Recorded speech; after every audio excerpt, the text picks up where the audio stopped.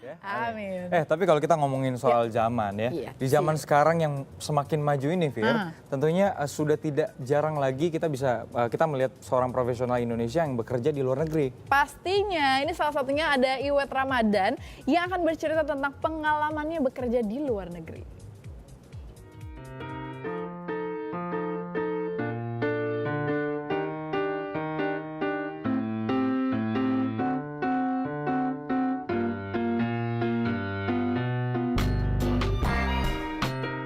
Memang dari dulu selalu mimpi sekali untuk bisa pergi ke Jepang, kemudian dapat kesempatan untuk nge-MC sekalian gitu.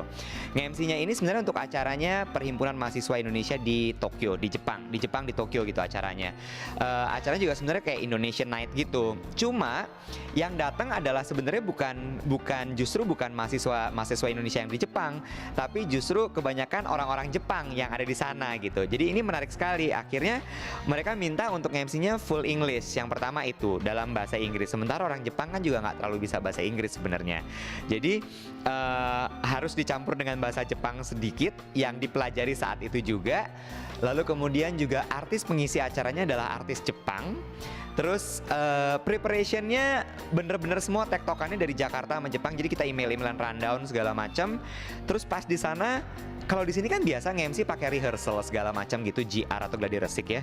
Di sana ya bener-bener begitu landing itu tuh bener-bener gila. Landing dari airport, dijemput, geret koper, terus langsung ke venue, ke tempat acara.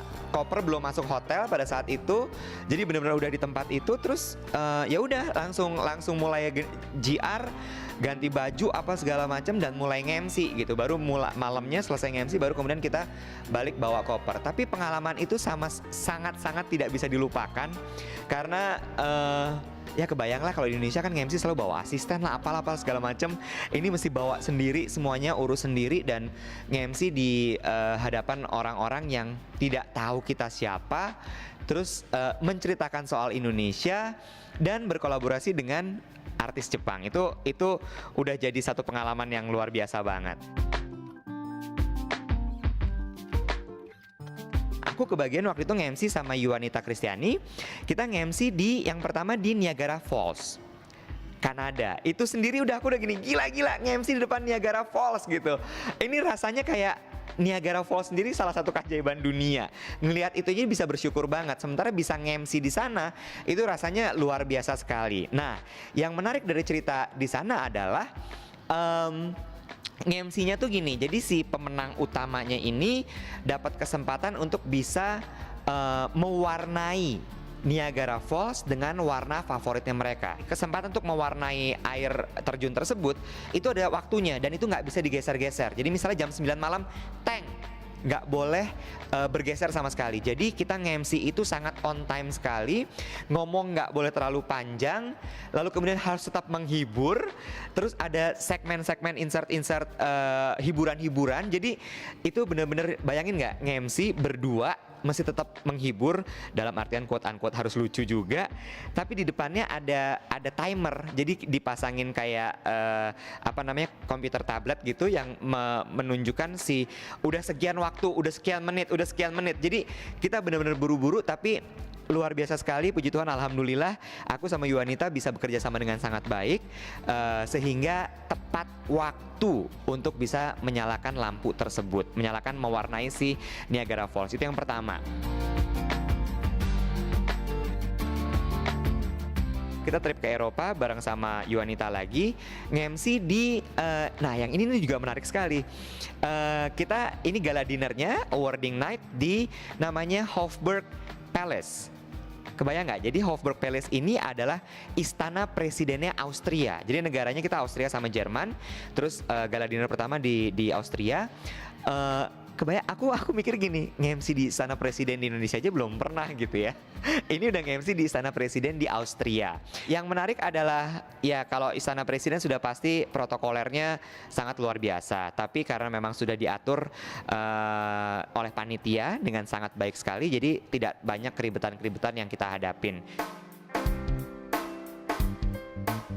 Nge-MC di luar negeri itu sangat-sangat tantangannya gila ya, karena pertama satu lagi nggak bawa asisten pada saat itu. Lalu kemudian kita benar-benar semua ngurusin sendiri.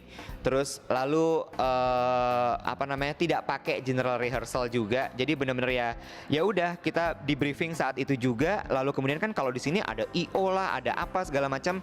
Ini tuh benar-benar dengan tim yang saya bilang bukan tim IO yang profesional, tapi sangat baik sekali dibuat acaranya. Dan kembali lagi bahwa ya kalau sudah diberikan kepercayaan, mari kita kerjakan dengan sangat baik. Alhamdulillah, puji Tuhan, kita berhasil membawakan acara tersebut juga dengan kembali lagi sukses.